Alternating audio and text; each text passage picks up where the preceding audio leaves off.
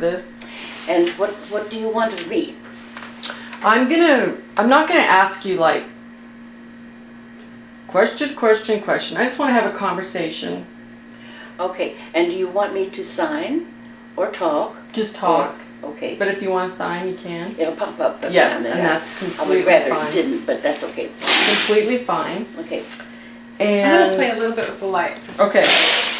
So Would that be distracting if that's I'm- open and that person walks by? Which one?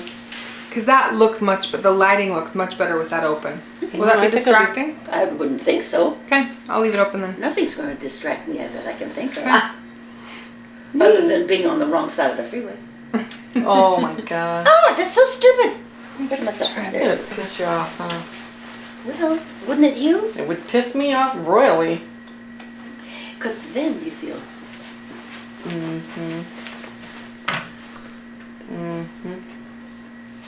Nobody does. Well, some people capitalize on it. I think. Yeah, I think our you're right. president does once in a while when he's giving us that false smile. I'm thinking, you're playing ignorant, aren't you? Yeah, and I'm afraid of Mitt Romney, so Well, I'm afraid for our country, I honey. know, sickening. And if Mitt Romney wins, you know he's a Mormon. Oh, not even a Jack Mormon. No, he's big time Mormon. Like- He wouldn't put it in jeopardy, I don't think. And although I want Obama, I'm afraid he'll put us in jeopardy internationally. Really? Worse than Romney? I think Romney would be good. Yes, kind of, because she was a nurse. Right. Being a professional nurse, she used to go to those monthly CEU situations, heavily involved. But she said you persuaded her to do it. Well, when she was unable to do the nursing, it was too physically taxing, and she interpreted all the time without the professional training. So, yeah, she got involved with RID and went to the conventions and that sort of thing, with bill tagging along. But you guys did a lot with Lou Fant. Were you Oh, good friends with bless him? Bless his heart. His first wife, and Lou. This is when Lou left the East. I don't know if it was what he did prior to coming to CSUN, but when he came to CSUN, he was trying to be an actor. He was writing his book. That's the first book, not the RID book. And he was still married to the first wife. And the first wife was became a good friend of Charlotte and Sister Marie Jo. And so we were at Lou's home with his deaf folks who lived in the back house. Lots of interaction at that time. We were all in the valley, so it was the commute was easy from house to house to whatever. And but he was very, very, very busy at that time, both with his acting career and his writing. But I can remember coming back to Missouri School for the Deaf one time with Lou and his wife and Barbie Dreyfus. And myself. And Marie Jo came, and Marie Jo's husband, because we came for the home visit as well as to give the School for the Deaf a workshop. It was devastating because Missouri School for the Deaf atmosphere was primarily signed English. Not even conceptually signed English. So, and the workshops, of course, you adore Louis, so Louis' presentation was fantastic, and Barbie Reed being the gorgeous woman that she was in her presentation, but I just fell flat with my presentation because I was doing geared toward ASL. So. And I followed with the Saturday workshops, followed a Friday night musical presentation by Lou and Barbie. So everybody's got their mouth open for that presentation. Oh, you mean it's Saturday? Are we supposed to work? Oh, you're supposed to pay attention and learn something new? Oh. But it was a wonderful experience. Wonderful experience. It was cold. It was winter time. I have no idea what time of the year, but it was cold. And in the terminal in St. Louis, we took turns standing out there waiting for the bus to take us to Fulton. And Lou says, "Never again. My ears are frozen. I'm never doing that again. I don't care what you pay me." Okay, Louis. But because of his introduction to the language for me at CSUN, which was certainly a different exposure for me, I got to work with him every day. I realize now the value of that exposure was wonderful. Wonderful. Where did you meet him? At CSUN or CSUN? I don't think I knew him before that. If it was overshadowed by his CSUN. And of course he was teaching at CSUN, and he would go on auditions, and there's nobody to sub for him but me, and so I'm subbing for Louis. I always hated that because they'd say, "That's Virginia again." Yes, honey, you got me instead of Louis today, so. But it was a wonderful experience, wonderful. And then we did the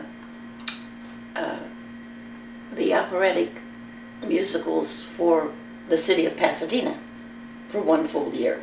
Every month we'd interpret their productions. He was too busy to work with me. I can only remember him giving me a couple of tips, but most of the time I was asking him, how he did that? Why did he do it that way? It was a wonderful experience. We only lasted 1 year. He was too busy. He really was too busy to continue with that exposure, but it was wonderful. Do you remember when that happened? Has to be in the 70s, but I don't. My timing's so off. I can't believe I was at CSUN for so long, because I was there for 15 years before I retired. And during that 15 years, things were just unbelievably frantic. But it was Mecca for a while. It had the leadership training program, you might remember, the graduate leadership training program. And is that the LTP? LTP. How did that? Were you involved in that? Because I read some articles that couple about years. You interpreting with Marie Jo in some of the classes, or. I think I started after LTP had been going on for a couple of years, which was the 60s, the late 60s. But their interpreter, a Baptist minister's daughter, whose name I can't remember, she passed away, and Faye Wilkie became the LTP interpreter. But they had a couple of undergraduate students who heard us about CSUN. Of course, at that time it was San Fernando Valley State College. So within a couple of years it had changed its status. But so Faye took care of the LTP interpreting. I'll think of her name in a minute. The two of them did that task, and I didn't do any of that. They set up undergraduate classes, and my sister Marie Jo and I did that with a couple of other people from the community. But prior to actually going to the task, Dr. Ray Jones and Dr. McIntyre set up a weekly interpreter introduction class for probably 25 community interpreters.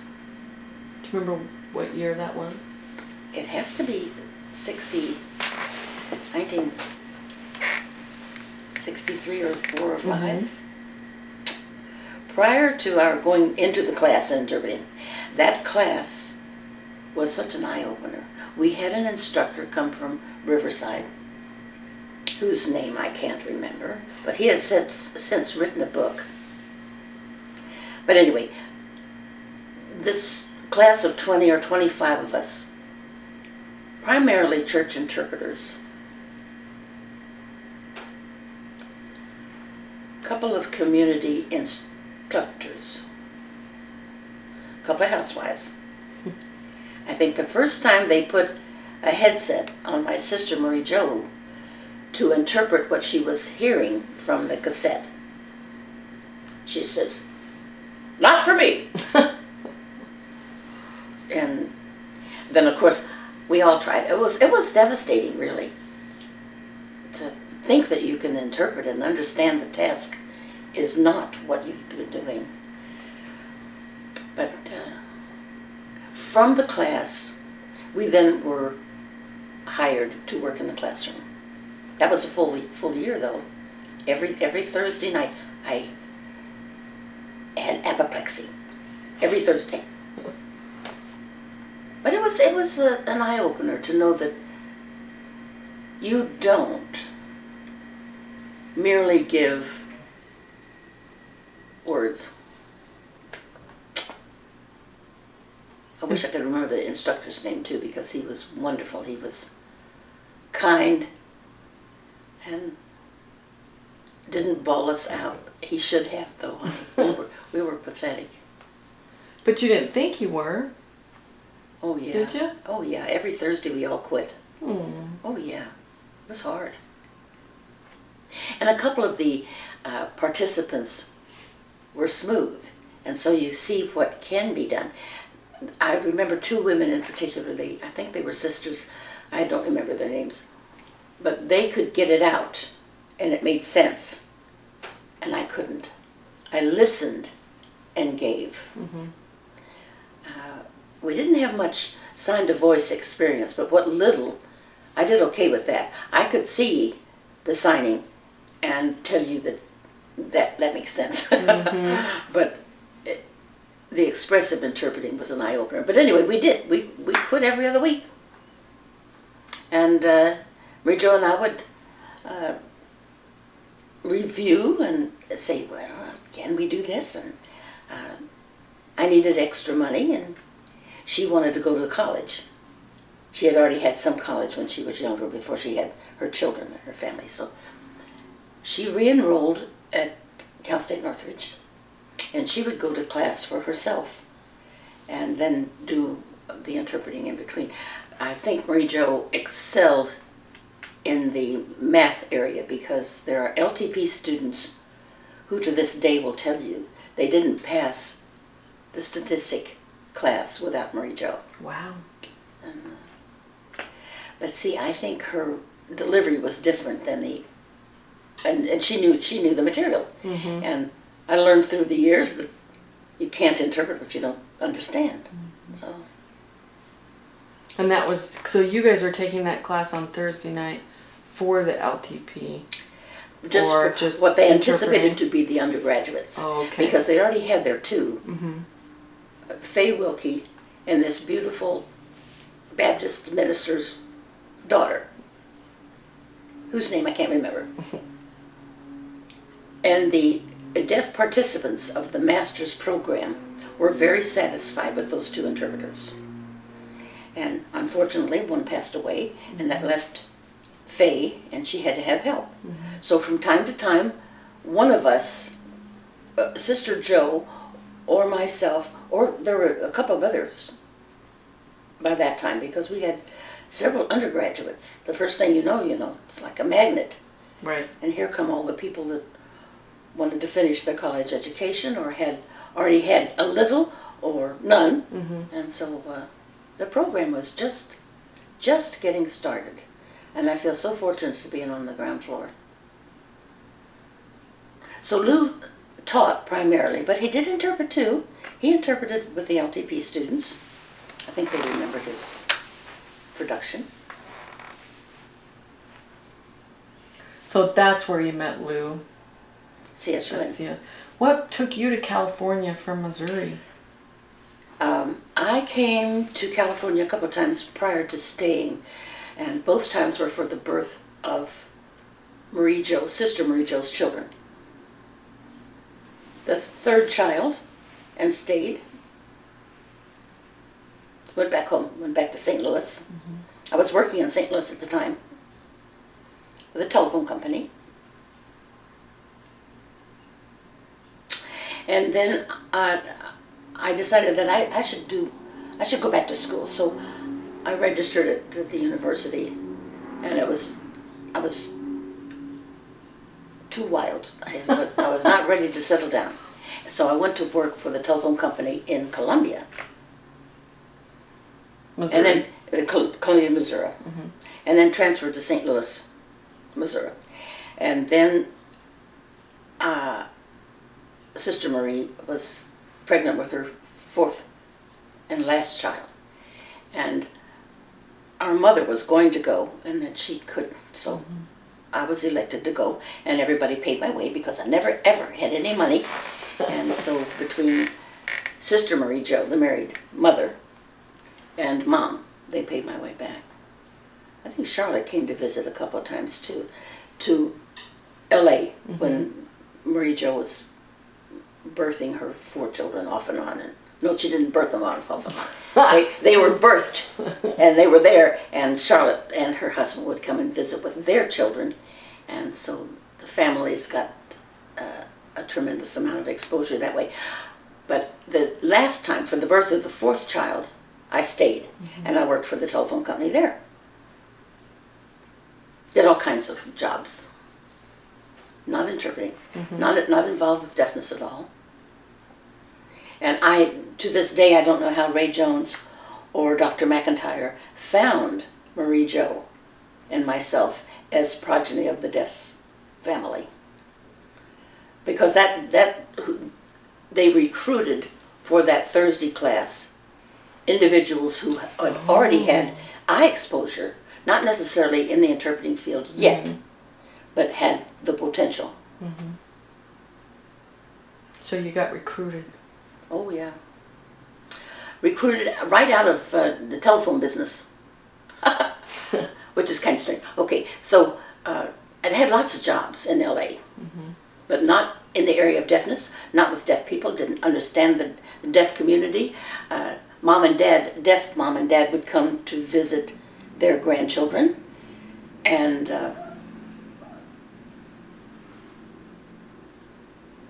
I would take them to California Home for the Deaf, and they would visit people that they knew there, and I'd go to the corner and have coffee and donuts. Because I could sign, of course. I had the visual acuity, but not the delivery, really. Didn't understand the grammar, didn't understand deaf culture until Lou Fant's interaction. Okay, so time-wise, with the folks coming and going and the lack of available interpreting services, from time to time, California Home for the Deaf would ask for help. What's the California Home for the Deaf? I don't think I've ever heard of that before. CHAD. It's for elderly deaf people who, prior to an assisted living assignment, could be a CHAD. It's been in existence for a long time. Financially up and down, and there's a very strong California Deaf Women's Association.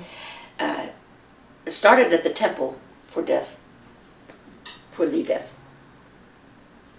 And that women's organization, I understand, was financially supportive of California Home for the Deaf. Wow. I used to say ancient deaf. CHAD. Ancient deaf. Really? Okay. Oh, pathetic. Oh, I cannot tell you. If I were to get whipped. Well, anyway. And through the women's organization, sometimes I would do some signing. Through the temple, sometimes I would do a little bit of signing. But I needed structure.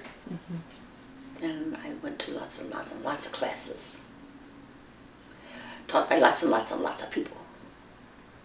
The instructor from Riverside was very supportive of my sister Marie Jo and myself. Even though every Thursday we would want to quit, he'd say, "No, you don't know what it is. Come on." So the need was increasing. The word was out there, and so. But time-wise, I wish I could chronologically tell you what happened when, but I can't. It's okay. I'll put it in chronological. A little bit later, we'll add Okay. Because that's important, the progression. Because I knew so little to then have acquired so much and been able to do so much. And to pass it on to other people, because I taught after leaving CSUN, I taught for 10 years, inner city, sign language interpreting. So that was a wonderful experience. Wow. What was that like? Well, it was totally different than Cal State Northridge, of course. But Cal State Northridge's job was getting to be a little bit more administrative than hands-on. I would teach maybe as a sub, but I didn't teach on a regular basis.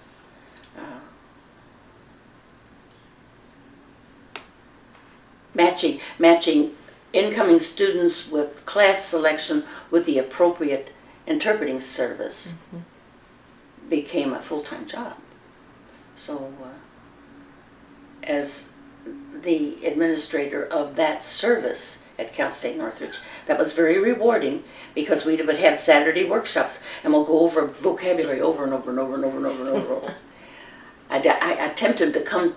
They didn't get paid for their coming to enrich their vocabulary, but they got strawberries and they got coffee and they got probably donuts, I don't remember, but anyway, that was Saturday. So, but the job was not satisfying to me at that time, because I didn't have hands-on with the interpreters like I wanted. So Los Angeles Unified School District had in the valley Rosemary Schutz, bless her little heart. She was involved with the SCRIDs, the Southern California Interpreters for the Deaf. She taught a class of sign language interpreting without the emphasis on the language so much as just executing it. Okay. Well, anyway, that program was under the school district, and it was a protracted program, like 6 hours a day for like 9 months. But she was able to turn out interpreters. Those interpreters were able to get jobs. So the school district was willing to set up something inner city.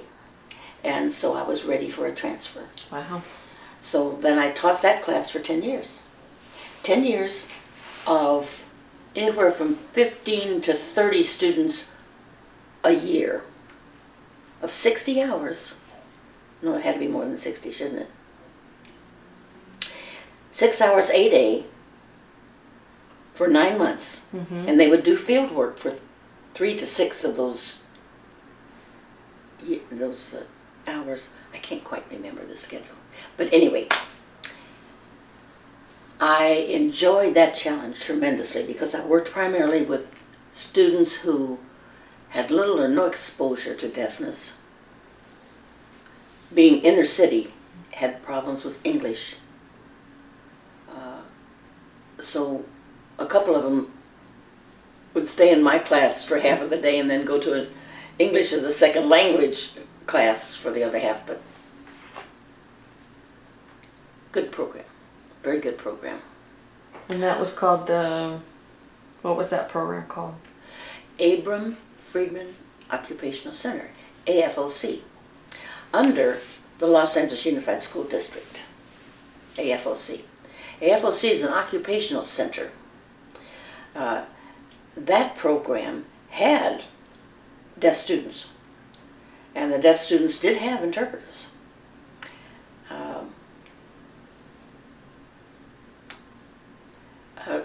That program was administered by Sally Campbell. Mm-hmm. Sally Campbell, a CODA person, a lot of respect for the language of sign, and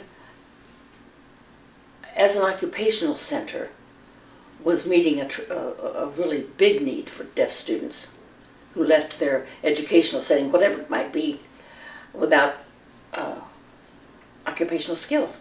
Mm-hmm. So, but that was a long time ago. Today, an interpreter training preparatory program would not be housed as an occupational center program. Mm-hmm. It would be a lot more academically centered mm-hmm. than occupationally centered. It met a need at the time, mm-hmm. and it lasted after I left. Another instructor from one of the very first classes, 10 years before, took over the instruction of that program. But the occupational center was not willing to fund it appropriately. So mm-hmm. it lasted maybe about another 8 or 10 years. Mm-hmm. And then it folded. And since the view of an interpreter from an occupational center was a little bit suspect, so yeah. it did not survive. It didn't meet the need. But things change, as well they should. Just like our RID certification wants you to have a college education. You need to know English before you can then do an interpreting job into sign. So, okay, so. So did you enjoy teaching more than you did the administrative? Because you said you left CSUN, mm-hmm. you were ready for a change. Yeah. And you taught. I think all of the areas are appealing to me. Mm-hmm. The task itself is primary. Most of the experiences, if they were prolonged enough, I would get not bored with, but need to change. So I interpreted the Baptist church in Van Nuys for 10 years every Sunday night. And until they could put it in the budget and the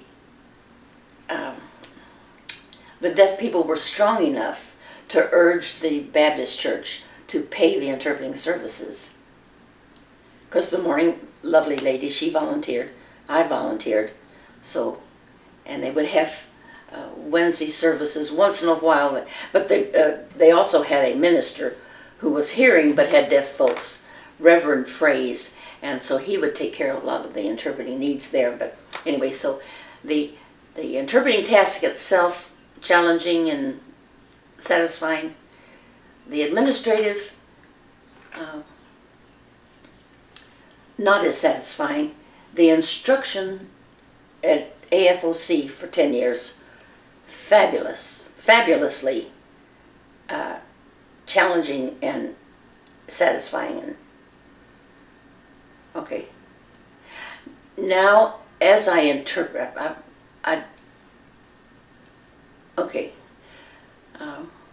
through the years, I've accumulated a lot of skill in the various areas. But academically is probably my better area.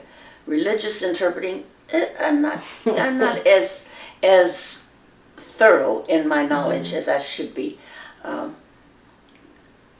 My job now is legal certification.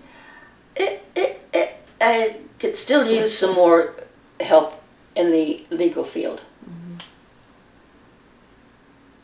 So chronologically, 15 years at at CSUN, 10 years at AFOC, 10 years. So a retirement, and I really intended to retire. The legal situation with having the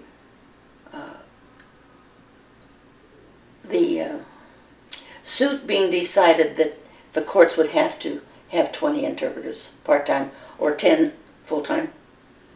was attractive enough that I went back into the instructing area of legal interpreting.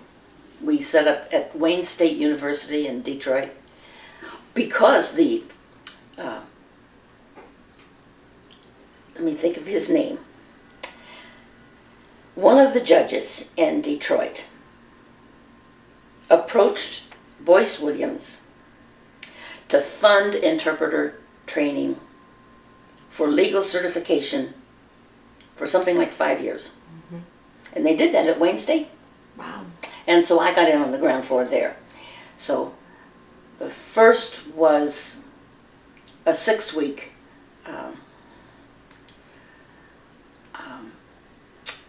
instruction that we tried to write. We tried to write a book, a sign language book in the legal field, and there must have been 20 of us.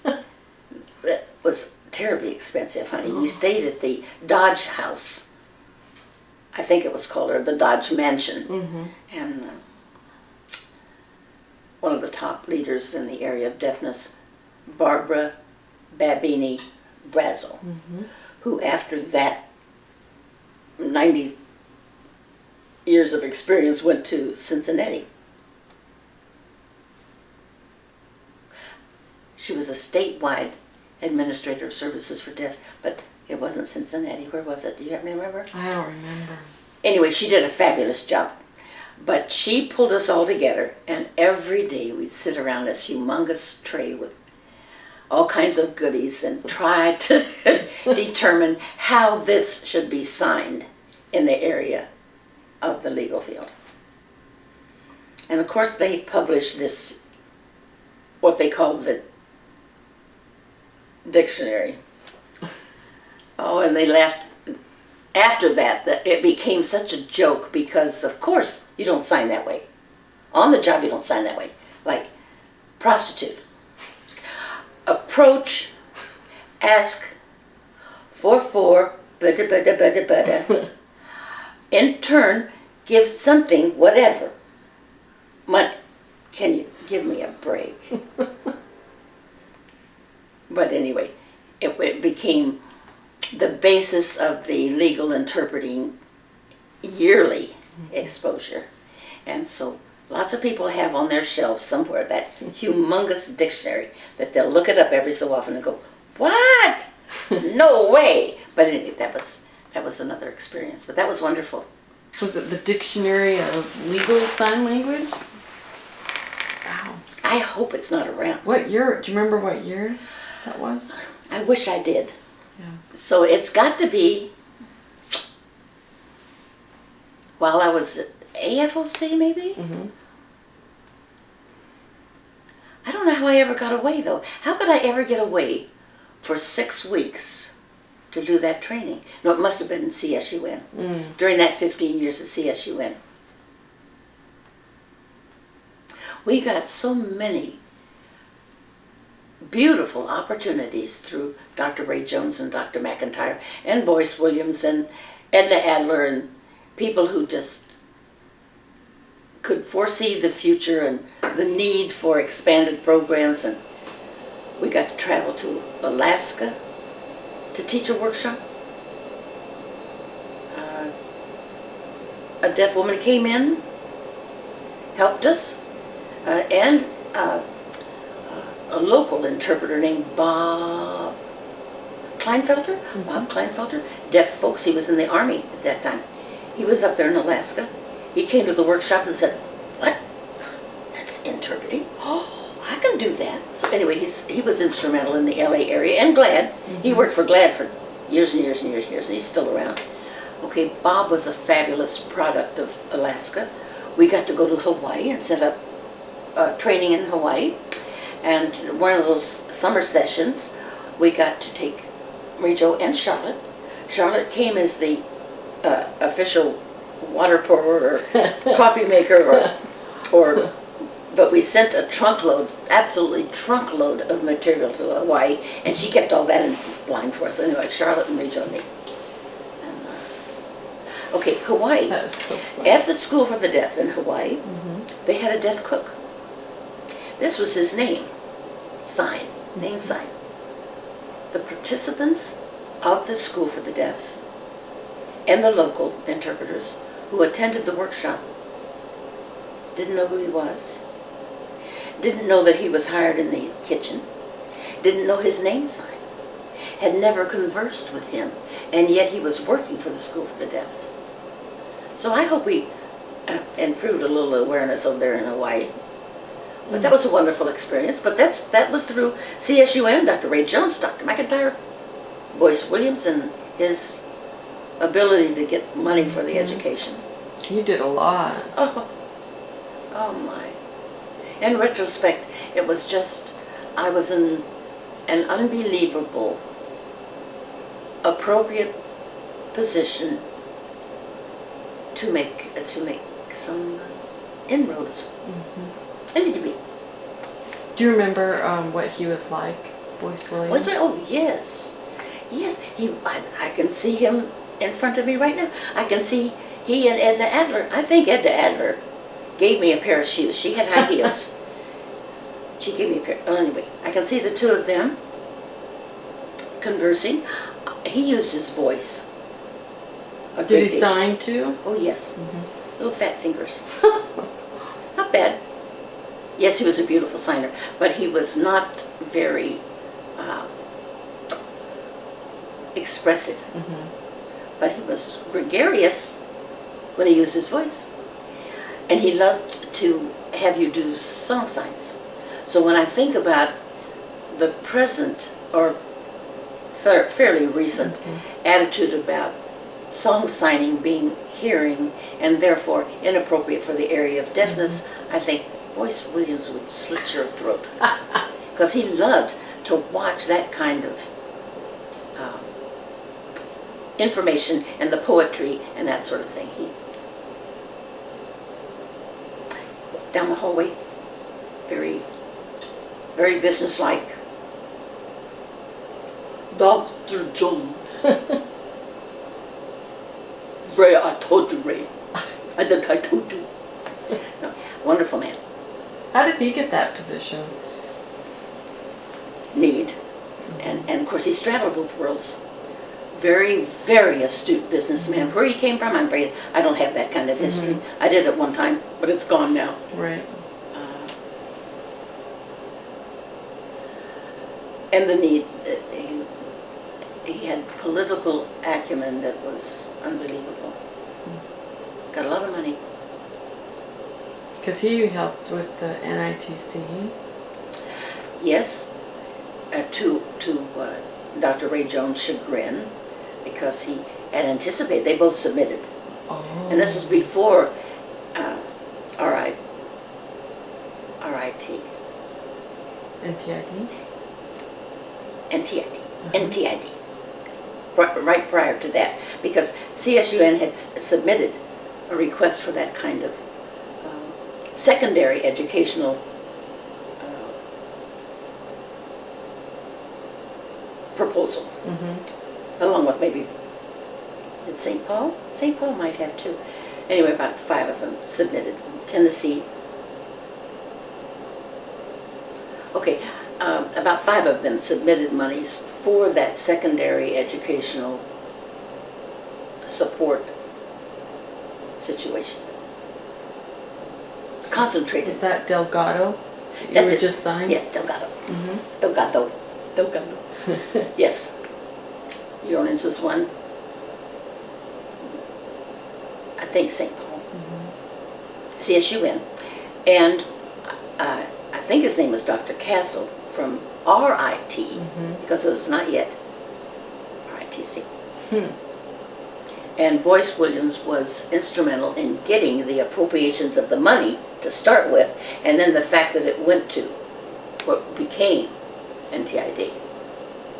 And both Dr. McIntyre and Dr. Jones were just a little bit chagrined that they didn't get it, but they needed an East Coast situation, and it was an appropriate selection. RITC's done a fabulous job, fabulous job. But having been Mecca for so many years, and then to have a competing establishment on the East Coast was a little bit costly. But we had LTP, Yeah. and that funding lasted for, maybe 15, 20 years. When you think of eligible, educationally competent deaf people graduating every year, you can look around the country and see who's the administrator there, who's the president of that organization there. They're all LTP graduates. So I think the Center on Deafness there at CSUN is striving to establish a graduate program, calling it the second NLTP. Now, whether the environment of today is that attractive, I don't know. We'll see. That We'll would see. be I'm just interesting. out of the political scene. But anyway, NTID's done a fabulous job. And these, that's why NAD's so riled. They're figuring nobody is politically active in the Department of Education, Federal Department of Education. And that's true. We don't have any movers and shakers that high up. Right. But ADA has done a fabulous job too. So when you look back at CSUN, because there were a lot of people that worked under you, a lot of people, and a lot of them, I've interviewed many people that worked with you and under you, and they speak very highly of you. What is that? I mean, to them, you were there, one of the greatest leaders that impacted their life. Do you feel that way, or did you ever know that? Oh yes, I know, because they give me a headache. They're still urging that I should do something, and I'm done. I'm really done. I can't do any more workshops. I don't have the stamina. I could no more give a Gary Sanderson PowerPoint presentation today, although he gives me, or he did, bless his beautiful heart. He did give me a lot of credit, yes. At that time, I was in love. I was in love with the language, in love with the population. I had tremendous acceptance. I was just in the right place at the right time with the right skills, and I shared it. So they give me a lot of credit, and it was not mine.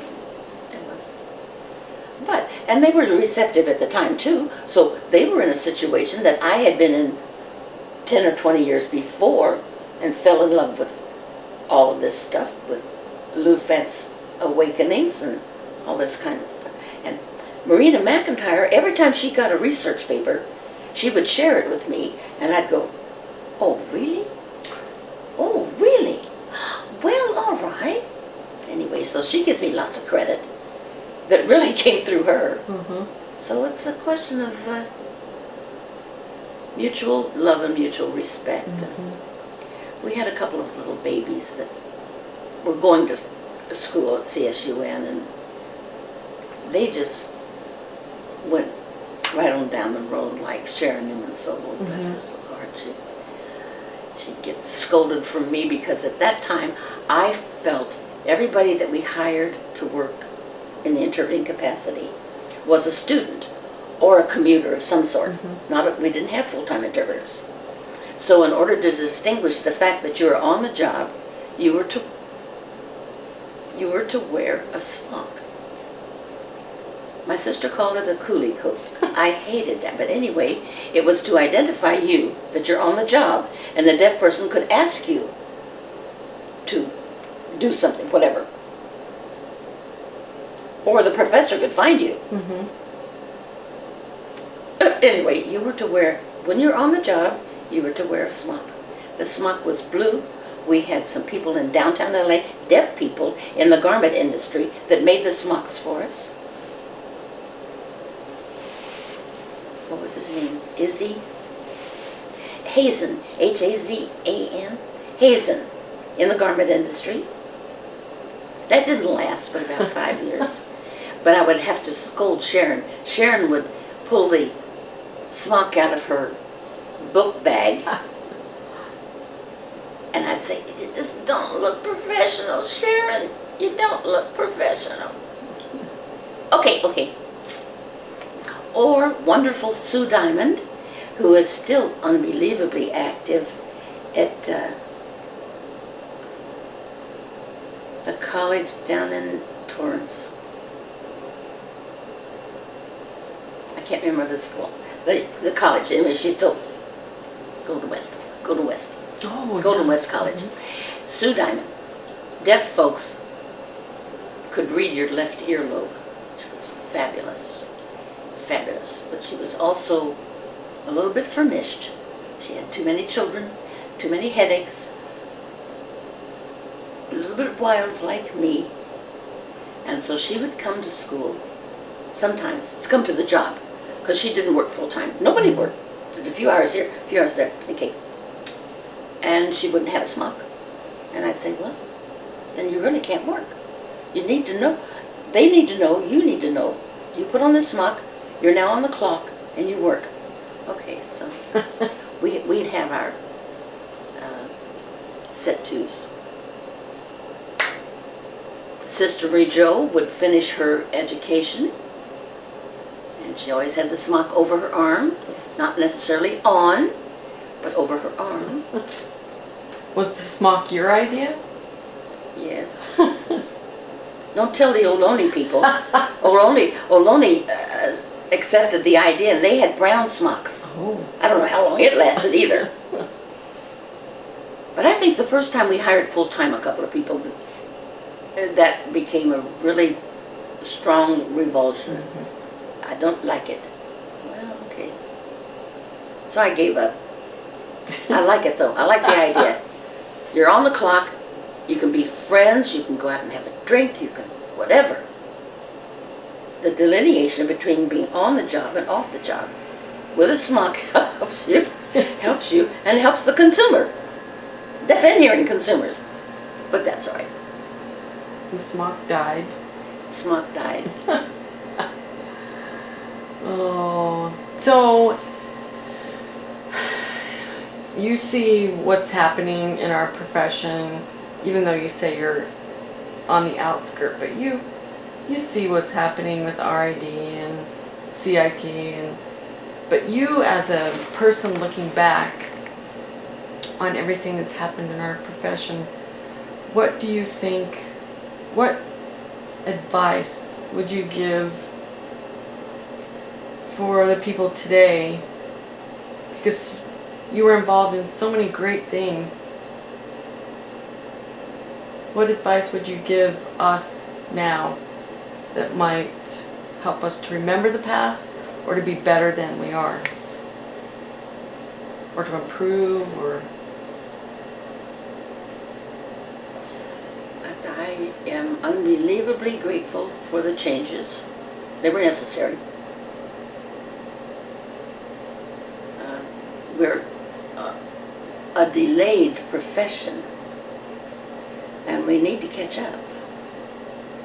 You catch up in lots of ways, and you make lots of mistakes on the way, as so many other professions have. CIT has been a fabulous organization.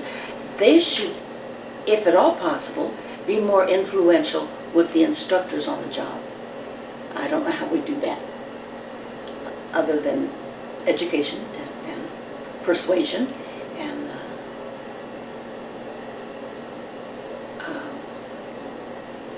well, as far as RID, we must have a body that does certification. I don't want them to get into training. I'm still, in retrospect, I wish we had never called ourselves Registry of Interpreters for the Deaf. I think it pits us in one direction when indeed we're both.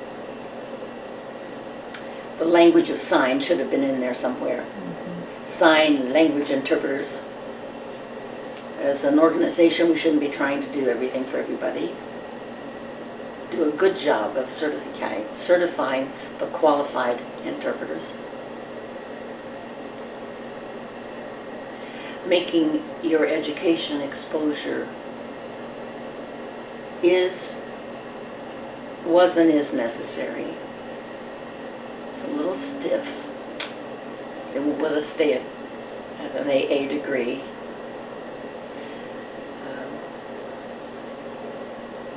I'd like for us to have a rallying cry of some sort, like, Kaiser Permanente latched onto that beautiful word, thrive. Maybe you've seen it, how everything is ended with, we want you to thrive. Well, man, what a fabulous word. I'd like for RID to have a rallying cry, and I like the idea of maybe I do. It's not only when you get married. I do. And then we have a bunch of stuff that you can pick from. I do respect. I do continue my ed. I do, and have maybe 20 I do's. But every day I must pick one, and it gets put on my mirror, and I think about I do whatever you feel for today. I do love. I do promise to whatever. But I would like the idea of a rallying cry like I do. Of course, people always think about it being when you're getting married, but that could be for RID. Mm-hmm. I do. Well, and I want us to stay strong and stay human. And the fact that we've run into some trouble means that we do need supervision. How we get that, I don't know. I just applaud the people that will stay true to the course and work hard. The average interpreter in the field feels like it's too expensive. It isn't. We need to support our one and only organization, for goodness sake. Region 5 has their convention coming up in a couple of days, a couple of weeks. I think they had it. And the average interpreter probably is not aware of it. Mm-hmm. And is that education? But of course, I'm behind in information too, not being a computer person. So, but I try my best. I subscribe to all the little publications and try to do my homework and try to stay up and know who Holly is and know who JK or JM or whatever. KJ. LJ. Whatever. Yeah. I got it written down. Yeah. I'm distressed that they let go Mr. Nettles. Mm-hmm. He was the only person in the last 5, maybe 10 years at the home office that I knew. But that's because I'm not politically involved, mm-hmm. and I don't go to the conventions like I used to. But Clay Nettles, I corresponded with him. When I donated my monies, it went to Clay, and Clay was so thorough in his response. I'm just sorry that he's not there, but things change. Mm-hmm. Things change, and it's not always for the better, but it will be for the better for the future. Mm-hmm. We just got to love what we do. Oh, I will love the language. I will love my job. I will love my hands. I will, or whatever the I will can be for you for that day. I think that would be good. Made me feel good. Made me think of a few things I could say I will to. I will. I will enjoy my day. I will respect deaf people. I will respect the language. I will hope that this interview is over. I think, let me see. There's one dying thing that I wrote down a whole bunch of things. Well, I talk easy. You're good at it too. I don't get to talk very often, you know. Oh, this was a question We're almost done. Hanging in there? Hmm? Because we're going to eat a great meal when we're done. How did you feel growing up in a deaf family? I was not aware that my environment was different. Part of it is because the town of Fulton had a tremendous deaf population, adult and younger people. The town itself was a little more sensitive than the average locale. Schools for the deaf in that day wore uniforms. The students wore uniforms, so they were identified. And the population serving the deaf the population was aware of deafness. The average clerk in the store was aware of deafness. Maybe even knew signs to a degree. The town itself did not do anything about instructing sign language interpreting for many, many, many years, even though it had the right population with the colleges,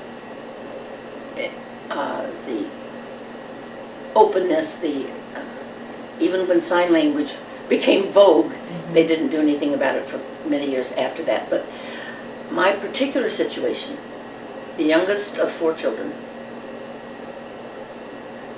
mom and dad used their voice, signed to each other.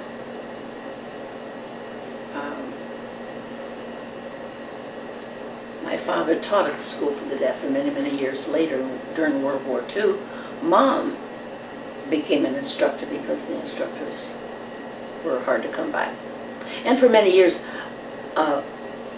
both Mom and Dad did not, it was discouraged for you to have 2 incomes per family, so work was hard to come by, so one in the family should work, so spouses didn't work at the same place. Okay, so my awareness of deafness did not occur until I worked in St. Louis in the telephone business. A Episcopal deaf minister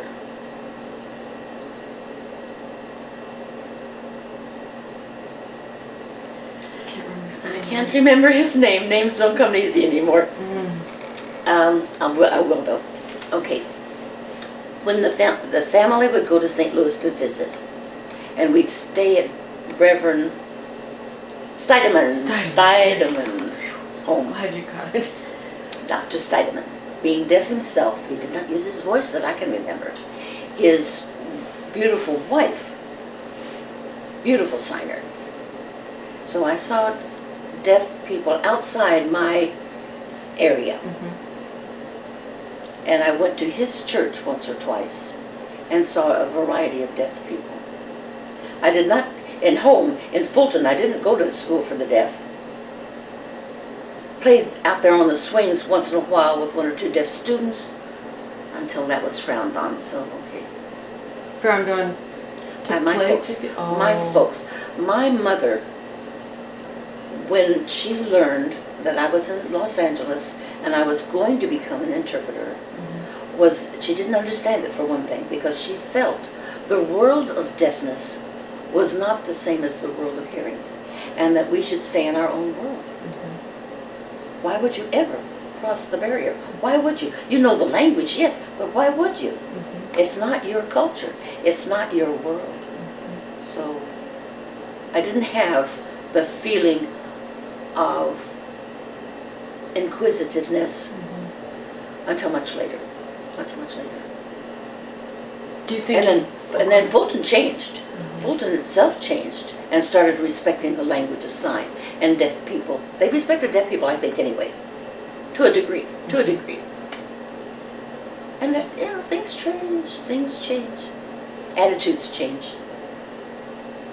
Your wish list. I do want to learn. Right. Do you think your mom's attitude ever changed? Did she understand what you were doing? I don't think so. I don't think so. Well, I shouldn't say that because, of course, in the later years, I was not one for going home. My sweet sister Charlotte was the one who stayed home and stayed with the folks. And when they became senile, she took them into her home and nursed, fed their communicated needs, everything. She was just such an angel. And her attitude about deafness and the acceptance of would, of course, be very, very much different than mine. But that's in the later years. That's after I'd retired a couple of times. But in retrospect, I'm wondering why didn't I do something? But I didn't. It was being grateful to Dr. Ray Jones and Dr. McIntyre for their foresight and my opportunities. I tell you, I was on the ground floor with. I'm just so grateful that I was able to grow,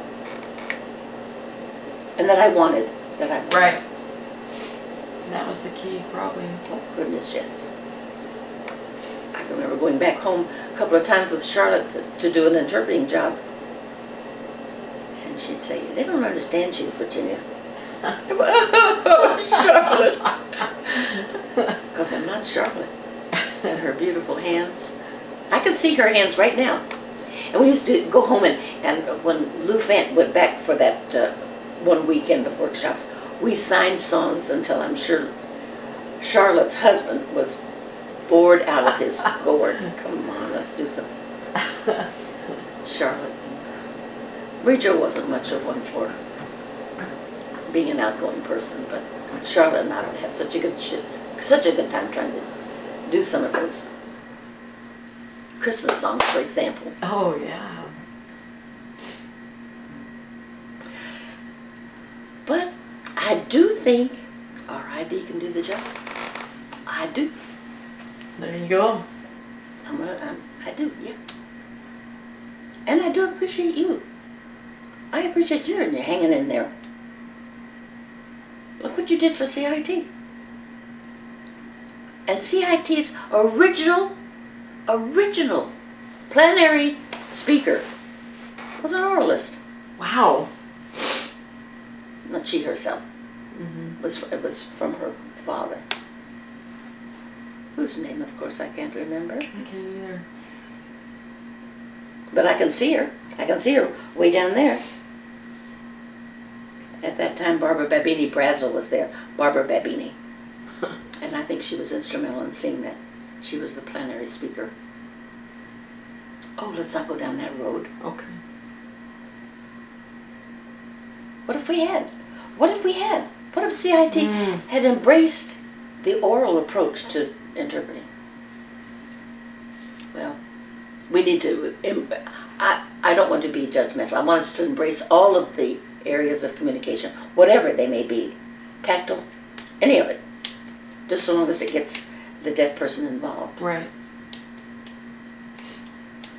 Well, Yeah. I think. Well, here's the last one. You ready? I keep getting off track though. No, you're doing great. Okay. You're doing great. You're doing really good. So, you're still working as an interpreter. Yes, but that's a feeling of reciprocity on my end. Really, do I dare say that I'm 85? Wow, you're young. 85. And for the last 10 years, because of the economy picture, because in 2008 I lost my nest egg. Didn't lose my house, Right. but I lost my nest egg, and I tried to bomb Wells Fargo, and that's illegal, so I didn't do that. And there's no way, being this old, that I can rebuild my nest egg, so it's back to work. I'm privileged to be able to do it physically and mentally. The time will come when not only do I forget people's names, but I forget my name. And then I'm going to be in trouble. But until then, the need is unbelievably strong in the area of legal interpreting because of video relay stealing all the job. The legal job is contract, no fringe benefits. So if you're young and you're starting a family or whatever, you need a job. You need what a job affords you, not just financial payment. So, and I'm not able to do community interpreting anymore. I couldn't hop around the county and do that kind of interpreting. So the job is perfect, and I'm still working, yes. And do you still feel like you love it? Do you still... Oh, I love the task. I love the task. I love the challenge. It's still a challenge. Watched a webinar a couple of days ago with a gentleman doing a religious introduction. And I'm thinking, oh, the Trinity, yes. Anyway. And I love hearing people understand that the deaf people can. Because I work a lot with deaf jurors. And that's, it's still challenging. I still get a feeling of satisfaction. When the deaf person shows up late for an assignment and feels he has the privilege of showing up late because the interpreter will wait. I also enjoy that situation with educating the deaf person that you owe. You promise to show, tickets say. You promise? I'm still here. Not fair. So anyway, I enjoy that too. So yes, I enjoy it. I enjoy the task. I feel a little bit out of it because I'm not computer fizz. Computer whiz. Fizz, see? Either one. So, but you wouldn't do what you expect of yourself is what you expect other people to do, right? So you wouldn't expect anyone else to do something that you wouldn't do yourself. So think maybe at CSUN, if you were over interpreters, you would say, you need to do this, you need to go to this training, you need to have this kind of attitude. But you yourself would say, I need to have that type of attitude myself. Is that how you remember things, or what do you think about that attitude? I don't know if I expect of the next interpreter what I expect of myself. First of all, I don't know that I can unless you're my clone or something. And I don't expect you to agree with me. And my approach to the task, we're not the same. It's language. So no, I don't think I put my values on you. If I were an instructor today, would I? I would hope not. I would hopefully lead you down the path a little bit, but no. We can't both be the same. I might wish that you'd have a little more respect or a little more attitude adjustment, but I'm not in control. Right. I'm not in control anymore. Even when we work team interpreting, we're not the same. We don't deliver exactly the same. I think probably they would like that I would do this or that. I would like that you do this or that, but we do not exchange critique. But when you were over the interpreters at CSUN, what did you expect of them? Respect-wise? If they didn't respect, do you remember what would happen or how you felt? That was so many years ago. I don't know. I know that I would get upset if you were not using the ASL that you know. Now, if it was to suit the consumer, Like if the consumer was using C sign, Mm-hmm. I would hope that you'd match. But our Saturday morning workshops with fruit and coffee were geared toward vocabulary building in the area of sign language, so that you could hear passive voice and sign active voice. But some embraced it and some didn't. That's all right. I don't think I had the luxury of being too strict in those days. Some people have said that they admired you while they were at CSUN for the very reason that you were their boss and they knew that whatever you wanted them to do, that you only expected that same behavior of yourself. So that was the remembrance of many people that worked with you or under you at CSUN, was that they really respected you in many areas, and some in particular would say because she expected of us what you expected of yourself. Well, that's nice to hear. I'm not, I don't know that I think I probably expected more. More than what, because they were young. They were young. I was ancient even then. In those days, I was ancient. So why can't you be here on time? You know, or that kind of stuff. Well, I don't know. It's nice to hear. I did have my share of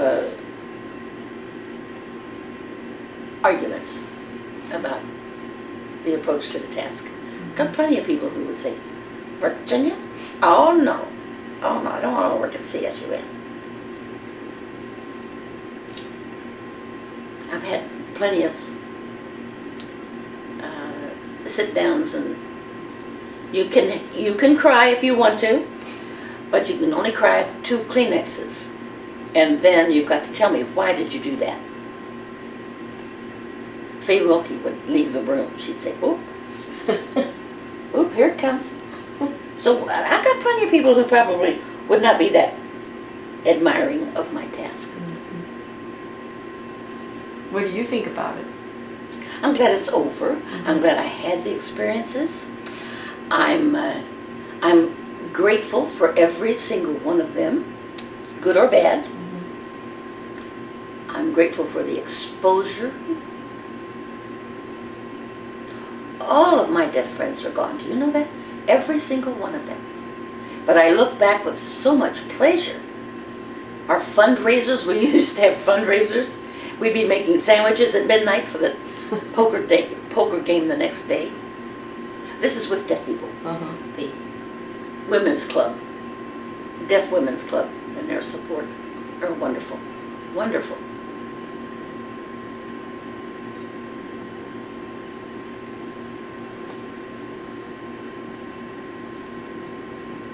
I do think that this is an experience that I will remember.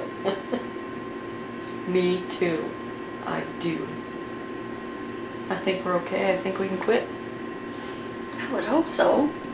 I want to take over now and ask my questions. Well, please do. I was told about the Her passed away, and then she had to have help, so people came and went with Faye, but Faye was still the LTP interpreter. So she was full-time already, and I was still on an hourly rate, and we shared the office. And in comes the person who has made an appointment to come and talk to me because she's late every single time. And they'd be crying already. They'd come in crying. And she'd say, and she would like a little church mouse. She'd scurry out of the office. But it's true. So there are plenty of people who don't look fondly on the experience with Virginia. There's plenty. I've got plenty of people that I admire and respect that don't necessarily understand where I'm coming from. That's okay. I think when the story was shared, the 2 Kleenex story, I think it was shared with font. I think it was appreciated. Yeah. I think that approach was appreciated. The way that it was shared, as I remember, the way that it was shared. So. I think Sharon tells a lot of stories. Yeah. Those were beautiful years. Do you know that? Gary Sanderson, who could barely sign his way out of a paper bag, was given a job to answer the phones. But he would sit out on the campus under the trees with his hair hanging down his back with another interpreter who used to play the guitar. He made guitars. This is Dan Levitt. Dan's done a wonderful job at UCLA. Wow. UCLA, for a long time, was very resistant to paying a team for a job. But almost all of their classes are 3 hours, and almost all of them are graduate. Oh, come on. Anyway, he got them to admit to that. So I think he now has 1 or 2 interpreters full-time because we're having trouble getting interpreters, you know. Right. Anyway, Gary would be sitting there, and this is under a tree on the campus, and Dan Levitt would be playing his guitar, and they'd be singing, and he'd be signing or trying to. Oh, God. He has gone running down the road. Man. He did a lot. Oh, he did so much. His recruiting, Oh, yeah. I understand that his general approach to recruiting was how wonderful the task is, how rewarding, how satisfying. And so people really got turned on from him. Right. Bless his heart. But he partied hardy, and so did all of us. 10 years of partying hardy. I can't take it anymore. No more. Did Charlotte party? No. She was Up to a point, and then she would be the dud.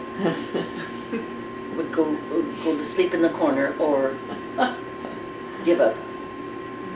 But I remember being in New Orleans.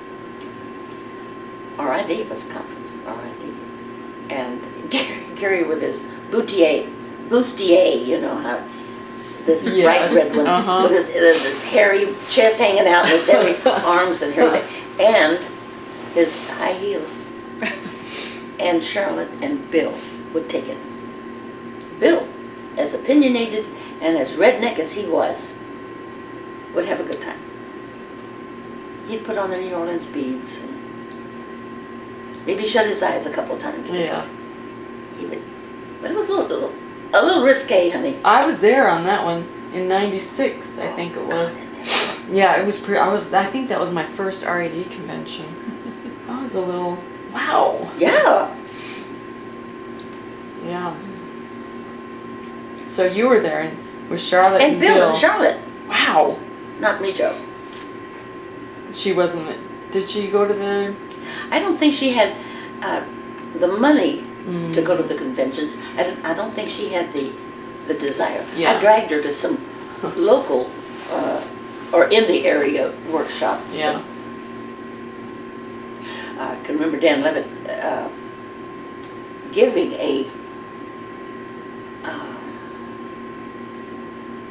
the title of the workshop, and Charlotte was visiting, and Charlotte and I went, and Rachel went with that with us. Oh. But afterward, the conversation about what was taught. How about when I use something in place of the noun? That's what he was doing, you know, of course. Right. It was beautiful. I mean, he was so thorough in his presentation, and Charlotte just had her mouth hanging open. Yeah. And Rachel's going, what? But that's one of the few that the three of us got to go to. Right. That was at El Camino. Not Golden West, El Camino. Did Marie Jo stay interpreting, or did she? Because she was an accountant, right? Yes. She didn't get her CPA, but she was an accountant. When I left CSUN, I do not think that she stayed. Was she still married? Was she married? She was married for years and years and years, but during the introduction to the area of sign language, which has got to be 1965, 1965, he had already left for home. Oh. So she was able to pursue her degree. With 4 kids? At home, she only had one. One was left at home. Oh, wow. 3 were already gone. Where did he go? He just took off? Down the road. Oh no, in the area. He just moved out of the home. And they were legally divorced shortly thereafter. I never got to know her very well because... She doesn't let you. Well, and by the time I had met her, Alzheimer's had taken over, and she couldn't talk at all when she came to Fulton, I think, for the last time. Yeah. She couldn't hardly What was talk. distressing is that she knew it. Yeah. And I think sometimes it's a blessing if you don't know that you don't know. Right. And she would come to my house in Fontana. And a couple of times she couldn't drive out. She couldn't find it. And I said, you can't do that anymore.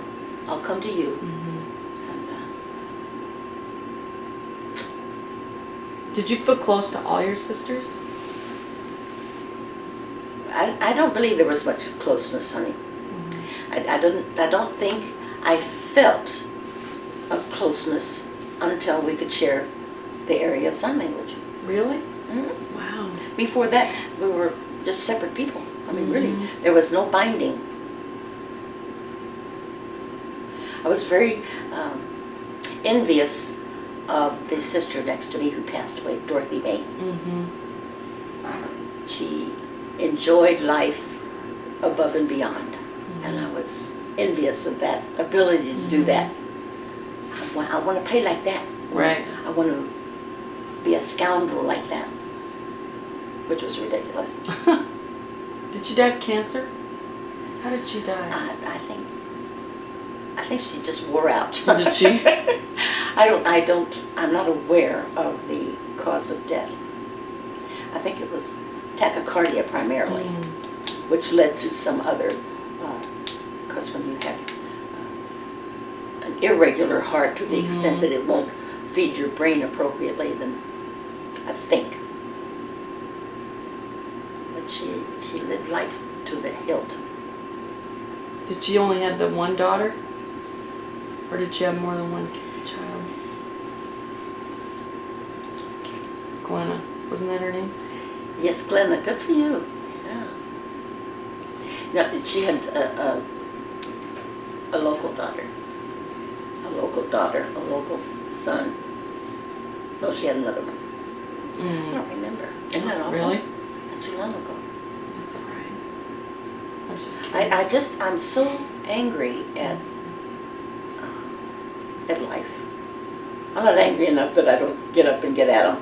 Right. Or that I cover up my head and I'm depressed. Right. But there are things that have happened.